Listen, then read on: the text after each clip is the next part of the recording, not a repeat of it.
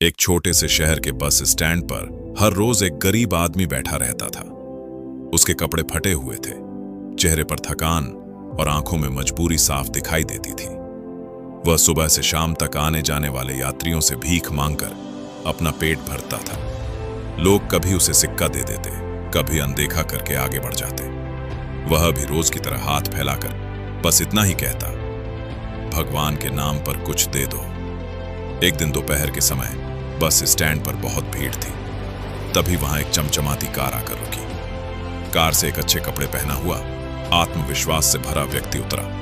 उस आदमी को देखकर भिखारी के मन में ख्याल आया, यह आदमी तो बहुत अमीर लगता है, अगर इससे भीख मांगूं तो जरूर ज्यादा पैसे देगा।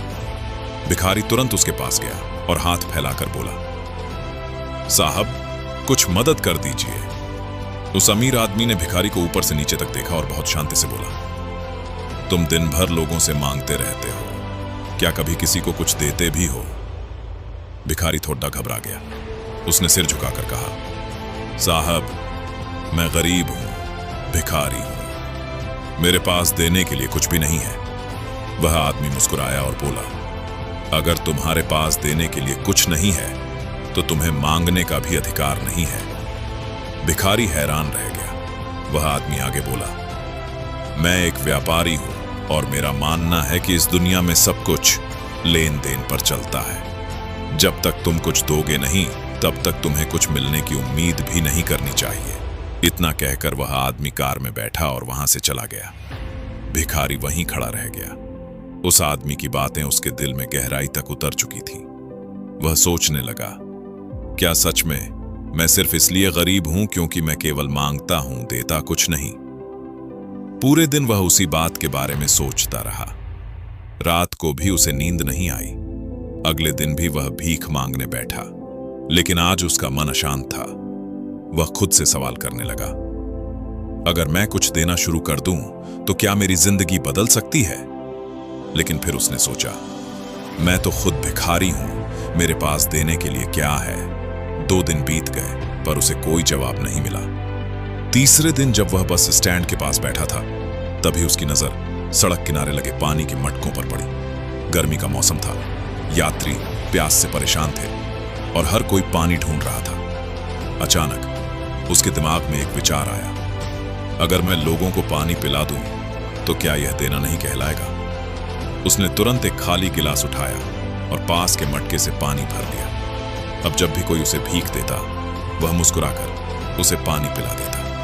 लोग हैरान होते, लेकिन खुश होकर उसे दुआएं देते। कुछ लोग तो पानी पीने के बाद खुद ही उसे ज्यादा पैसे देने लगे। भिखारी ने महसूस किया कि आज उसे पहले से कहीं ज्यादा पैसे मिल रहे हैं। अब वह रोज पानी पिलाने लगा। पानी खत्म होता तो वह पैसे से फिर मटका भरवाता। धीरे धीरे लोग उसे पहचानने लगे, यह वही आदमी है जो पानी पिलाता है। अब लोग सिर्फ दया से नहीं, कदर से उसे पैसे देने लगे। एक दिन वही अमीर आदमी फिर से बस स्टैंड पर आया। भिखारी ने उसे पहचान लिया और मुस्कुराते हुए उसके पास गया। साहब आज मेरे पास आपको देने के लिए पानी है, अगर आप चाहें तो।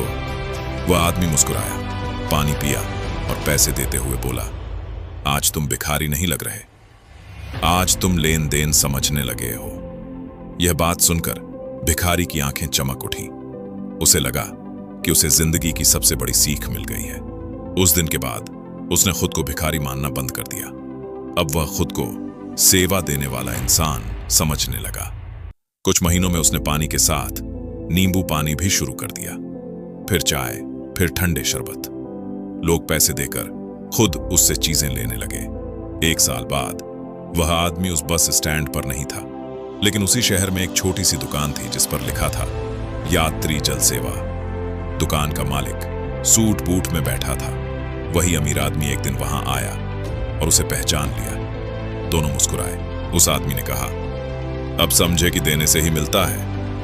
वह पूर्व भिखारी बोला, हाँ साहब, असल गरीबी जेब में नहीं, सोच में होती है। दोनों हाथ मिलाकर अपनी अपनी राह पर चल दिए। दोस्तों, यह कहानी हमें सिखाती है कि जब तक हम खुद को छोटा समझते रहेंगे, दुनिया भी हमें छोटा ही समझेगी। लेकिन जिस दिन हम देना सीख जाते हैं, उसी दिन से जिंदगी बदलनी शुरू हो जाती है। याद रखिए, सफलता सोच से शुरू होती है, आत्मसम्मान से बढ़ती है और कर्म से पूरी होती है।